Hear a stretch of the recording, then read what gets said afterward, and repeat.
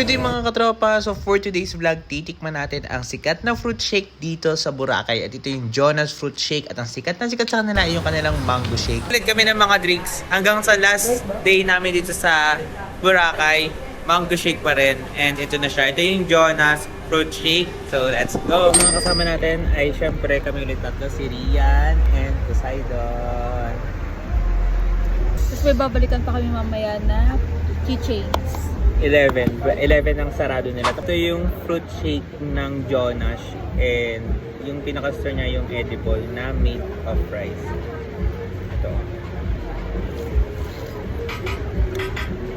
Sarap niya. Kalasan niya yung sa Island Chicken Inasal na fruit shake tsaka yung sa Calma Cafe na kinainan natin na nakaraan.